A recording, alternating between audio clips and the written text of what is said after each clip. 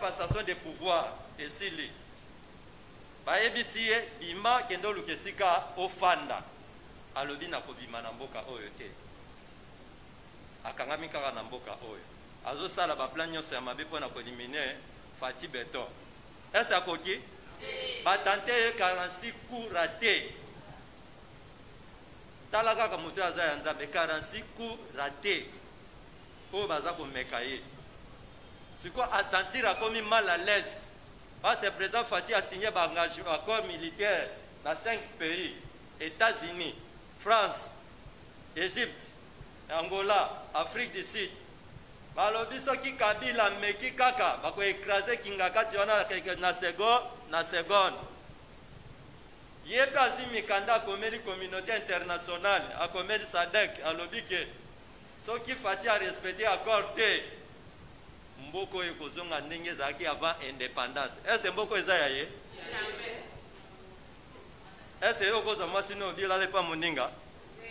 Soki ozongi okuta abwaka nini? Siko kotune obipo na nini ke mwasi na tikaki akomobaka soyi? Etienne Tshisekedi Mulumba lobi IDPS au pouvoir lisasi ekobeta te. Est-ce lisasi ebetaki?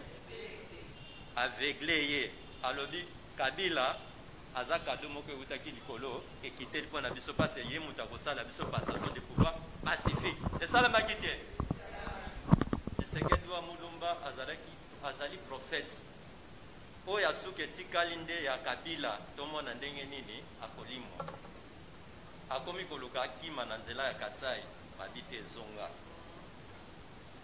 ameki ndenge nyonso eza kosimba te semeni oyo kaka oyo auti korate ku mosusu Yena Bazaria Sirubé. Est-ce Azaria Sirubé aza congolais? Aza nani? Aza rwandais. bazwi bato bafonde bango balatisi bango bateni ya batikata oyo bagadi ya Fati atambola na bama balati bateni wana bakoti ti epai ya président Fati sikoyo batikata ya Fati batali babi oyo bateni na biso me bilongi oyo eza ya biso te baye mpe bapesani bango te code bato baba code po bazalaka na bacode code yo mpe fo ozongisa code ntango code eza te mukama Fatibe ya nzambe aza kaka ya nzambe Monseigneur Mulumba ntango anyaki akufa atikaki testament na kati ya testament na ye alobi Fati nakufi na coronavirus te nakufi na poison mutu abomi nga aza kaka pembeni na yo oreagi mabe mpo na ye te tika nzambe nde akoreagi mpo na ye me ngai na papa na yo toza na nsima na yo oza deja vainqueur ya mabe ekokomela yo te Fatibe Kabila oyoka nini bakotia ye na boîte kongole nyonso akolia ye ndamu cornebek ya mosuni akinga kati yango omoni bakangi bango batuni bango banani batindaki bino awa balobi te Nemi Mulanya moto atindi biso Nazarias Rubero atoya oboma chef de l'état nde ozoyoka bainterpelaki Mulanya na Nazarias Rubero nyonso wana baza kosala pasi bayebi na 2021 awa na le 8 janvier Fati aza koprete serment aza kokoma président union africaine sikoyo bamafia nyonso basala bamafia na bango na kati ya Afrique centrale awa bayebi ke soki lelo Fati akomi na esika wana biso kope na biso esa nini esepili yango baza koluka moyen nyonso ya kolimine chef de l'état na mois de décembre awa avant tomona janvier Kabila ntango akomi balettre atindi na SADC atindi na conseil de sécurité atindi na communauté internationale alobi tosignaki accord avec Fati soki arespecte accord wana te donc mboka oyo kozonga ndenge ezalaki avant indépendance est-ce que ya aza nzambe ntango mokanda ekomi na SADC kuna baémissaire ya Kabila bazala kuna na kati ya SADC bakesome na nini na Botswana ntango bakomi kuna babandi koimpose na Félix a président na biso ye mpe adéclaré alobi tala ndenge tozwaki pouvoir tala soki nazalaki na motema mpe kotinda moto osepembe asa nini asakenda sepeye mais naza koprotege mais ye azali toujours na makanisi ya mabe mpo na ngai yoka bato balingi mbongwana na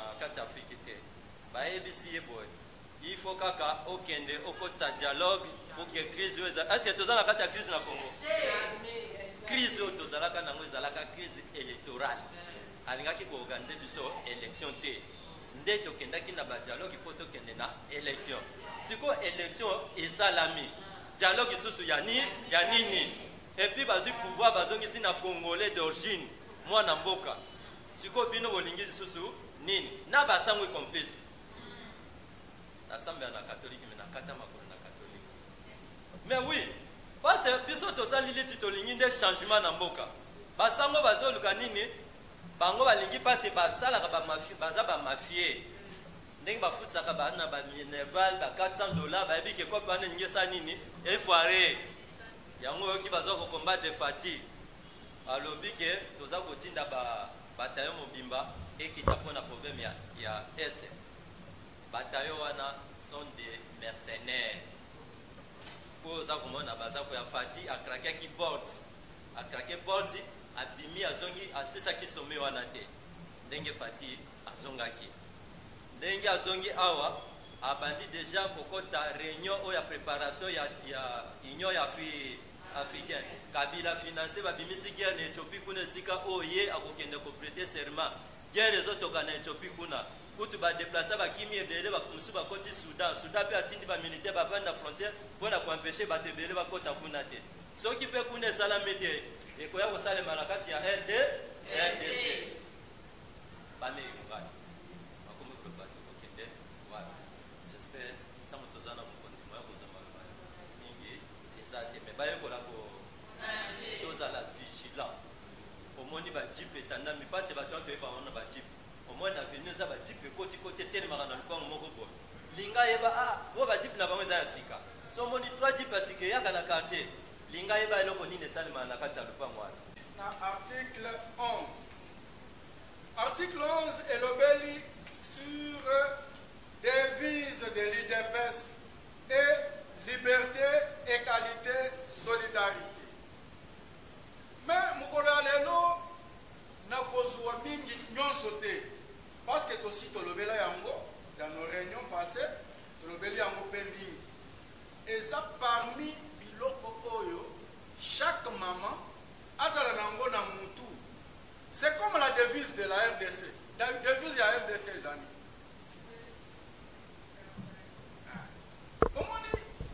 yo kangi ya mboka mais il faut kanga pe ya parti na yo parce que devise yango nde ezo englobe presque makambo nyonso parti esalaka ezalaka englobé dans notre devise eza lokola toza lelo. Pourquoi la section délimitée a pris l'option ya kosangisa bamama ya baseline na ya section pour baza la place moko bazwa connaissance. Pourquoi section délimitée à Salibongo? Parce que quand on constate entre nous tovandaki na certains de nos mamans comme vous tous qui sont là l'air de bandaki pour étudier comment ba mama ya IDPS bazo mi pesa te na mouvement politique et puis baza na connaissance te na makambo oyo ezosileka na mokili et puis baza na courage te ya koasime pe baposte ya responsabilité. C'est pour cela que l'on dit non. C'est quelque chose, nous avons beaucoup de mamans à notre niveau, il y a section délimitée. C'est pour cela que nous avons fait appel à tous les mamans, pour que maman, papa nous connaissance, parce que nous avons besoin de voir nos mamans comme vous êtes. Demain, vous êtes ministre. Tout le monde a maman comme vous êtes aussi député provincial. Tout le monde a maman comme vous êtes. Pourquoi pas devenir aussi maman présidente de la République de la RDC?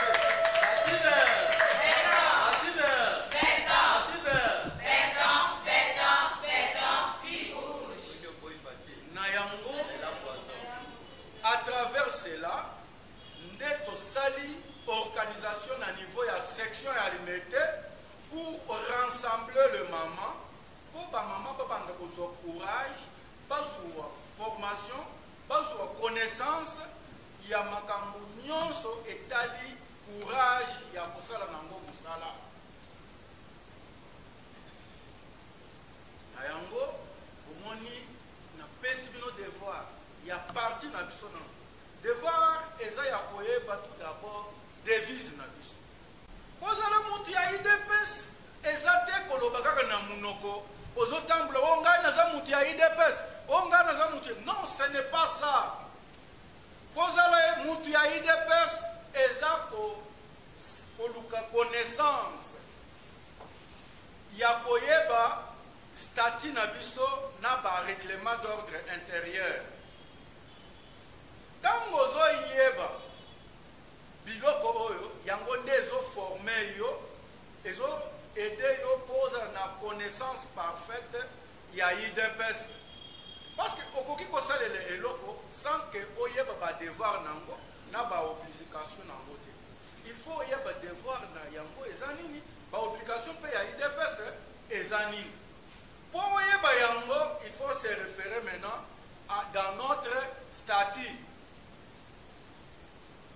Mukolo ya lelo tokolobela problème ya devise na ya organisation ya parti. Devise bauti kolobela biso ke notre devise c'est la liberté, l'égalité, la solidarité. Maintenant tozozo kaka égalité na kati ya devise na biso. Lelo oyo tobanda komona kala même temps on était dans l'opposition, partout, basi na IDPS, ça va être compté. Il veut dire au moins 100 000 balles, basi même 7, même 10.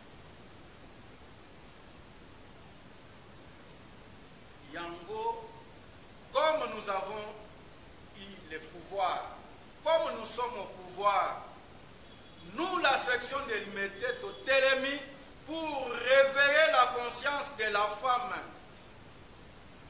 il faut que la femme sache que n'a occupé Kosala Moussala quelque part, Natikala Ata, gouverneur de la ville. Moi, si comme vous, il faut boyer que ndenge naza boye, nakoki ko combattre, nakoki ko sale la partie, ambition na yo ofuma que nakoki ko tikala bourgmestre ya commune ya Limete. Moi, si le kola yo, il faut oluka côté élément lobby comme on a yo député national. Bozonga jamais ciment. Nous, la section délimitée, Télémi pour réveiller vos consciences, pour Ezanakati, il y a des vises na biso. Tout décortiquer dans nous, égalité. Égalité, c'est ça pour le bani.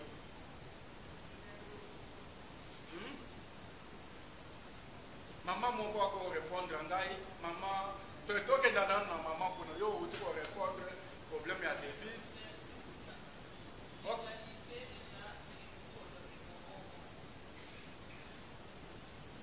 Maman Moussous, ceux qui osent la réponse au tombeau, le voit que tu pèses sur parole. Maman.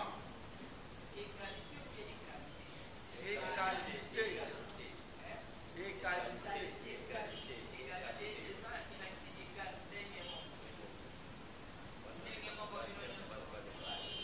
Ok. Deux places dans l'Ingaki, dans le Bela, et pour te sauter tout le monde, organisation, il y a pas. Quand vous avez égalité, et ça pour le baquet, ndenge mobali aza na IDPS, ndenge pe mwasi aza na IDPS. Tout d'abord, ngai na sepelaka makasi, tango na monaka na limité, tozala kaka na ba femme ba président cellulaire kaka basi, mibali. Aujourd'hui, c'est une fierté. Tozala na maman présidente. À côté de mon maman présidente, il y a cellule et à Masiala. Vraiment, il y a un monde lit nabiso ezake et qualité wana ezala kosalama. Ezala te etika na ba écrit. Ezala kosalama. Na niveau ya section alimenté. Ce qui est na présidium, nous avons aussi la femme nana. Azan nakati ya présidium, il y a section mère délimitée.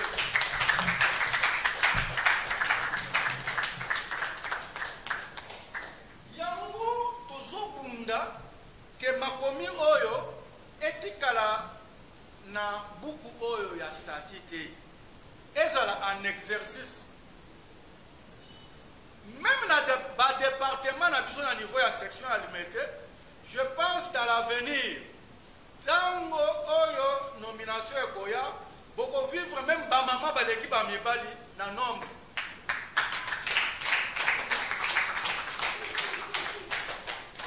Parce que tozo linga, makambu oyo bakomi, ezala ndenge bakomeli yangu. Sur la discrimination.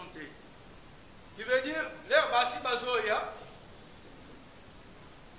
bazo pesa bango vraiment place nandenge mibali bazate. Vous voyez, au komona na ba place mususu, basi baza, mibali bazo linga kozwa le tout. Ezala ya bango, eloko wana nde tozana kati na kobunda pona yango na niveau ya section délimitée. Vraiment, je pense que na niveau ya section alimentée, égalité éco-règne et puis éco-salema parce que nous avons constaté au niveau de la section délimitée, congrès de tous les organes et partis, en commençant par les présidents. Yango, Tobenga Yango, et ça, organe suprême et parti. Présidence du parti. Présidence du parti, et ça qu'on représentait symbole y a unité.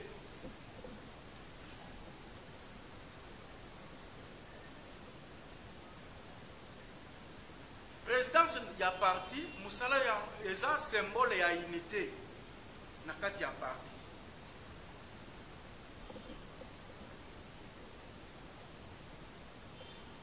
Convention démocratique du parti. Convention démocratique du parti, et ça organe, il y a concertation.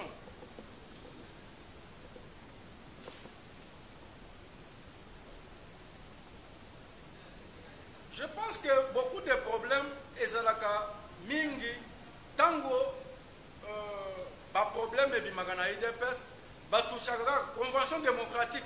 Convention démocratique, CDP, à notre niveau, il y a IDPS, et ça nous composé. Parce que CDP, et ça composé n'a pas structure ébélée.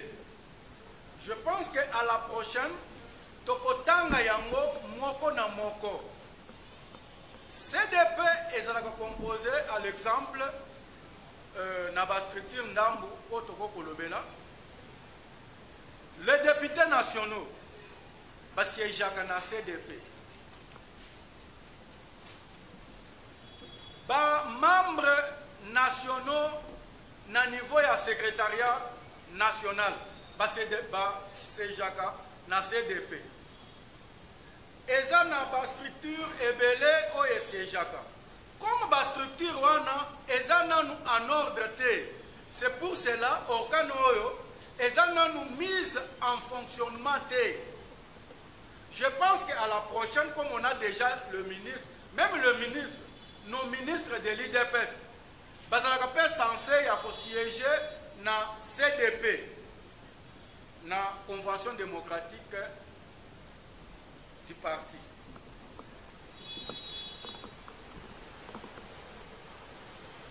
Maintenant, à niveau, il y a organe général du parti, nommé par le président du parti. C'est comme on est maintenant. Le président délégué, le président Aïe. Au niveau, il y a congrès d'Abisso. Lettre congrès, tu votaki président Félix Tshisekedi comme président de l'IDPS. Na niveau ya IDPS tango tu voté au président ya IDPS qui veut dire yonde okokende ko représenter biso na niveau ya pays tango élection ekoya. Yango bomoni notre président l'air accueilli a postulé à l'équipe présidente de la République, a vu charge Moussous Mounene, où ils ont atika charge à partir pour akende servir. Après, ils ont mandat et sili pour son lycéen, les sous-temps des candidats à Bissot, ou bien, Bissot pour décider dans le congrès autre pour ça. Anomaki, président délégué, président Aïe, Jean-Marc Kabound à Kabound. Tango a nommé à son tour, tant que président du parti, président de l'équipe, il faut nommer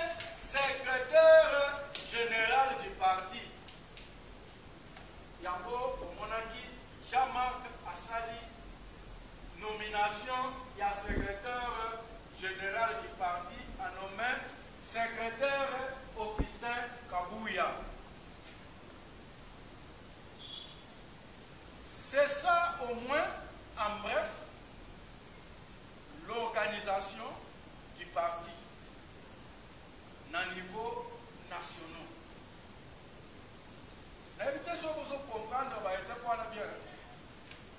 Nazo salake, et à la matière, il y a que au bout santé, et à la matière, un peu automatique.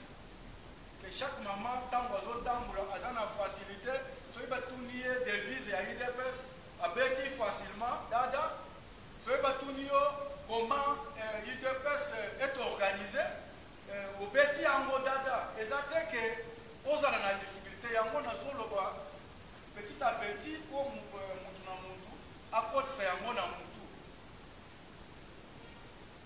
c'est au niveau. Ce que tu as besoin de répondre. Parce que tu as ok. Donc, il y a un organe de base. Wana Tolobeli, ndambu sur organes nationaux. Tu commis maintenant un organe de base. Organe de base est constitué na fédération, section et cellule. Dans la province, nous avons sous-cellule, nous avons sous-section. Mais awa na ville ya Kinshasa, nous avons na fédération, section, na cellule. Pour comprendre comment l'organe de base est composé,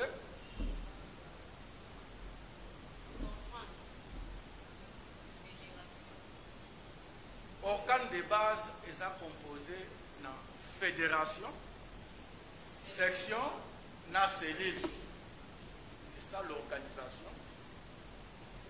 Il y a l'IDPS. On peut appeler l'organigramme de l'IDPS. C'est que l'Union Sonamoni, to tracé wana eza organigramme. Il y a parti mobimba. Nde IDPS mobimba yango wana.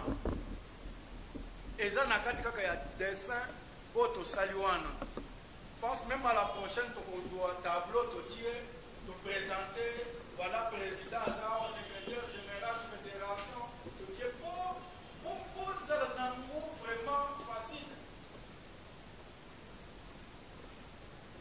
Ce qui tokei na niveau de la fédération à l'exemple na niveau au niveau ya moi en bas.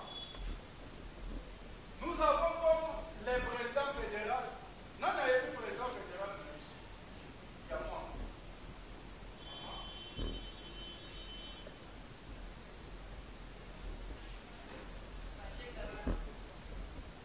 Ok.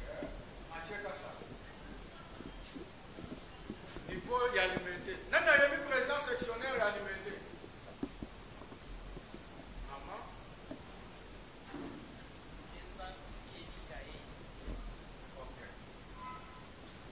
Je pense que ça bien.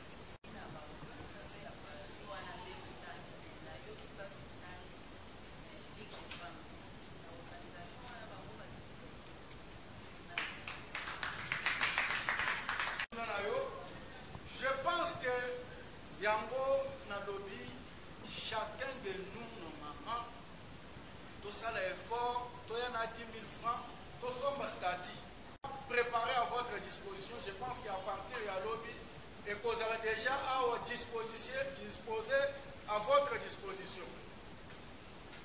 Vous m'avez énuméré les organes. Les organes, pour y quitter place dans le problème, il y a commission d'audit. Est-ce que yango boyoki natangi Ligue des jeunes te, Ligue des femmes te. Est-ce que boyoki yango? Boyoki natangi CEP te, CEP oyo ezotala makambo ya élection. Natangi yango? Même le secrétaire général natangi ye parce que nalobeli na place ya président du parti. C'est que présidence du parti est à zone membre moko ya Ligue des femmes na niveau national. Présidence du parti ne akonome président ya audit net oya kufaka Papa Kayemba oya uti kokufa derrièrement mobile ya ministre Rose Boyata. Ye mobile na ye azalaka président ya audit na parti. Omoni tango toza awa totangi septe qui a été dirigé par Jacquemaine Chabani. Eza baokan oyo eza na kati ya présidence du parti. Résistance ya présidence du parti nde ekoya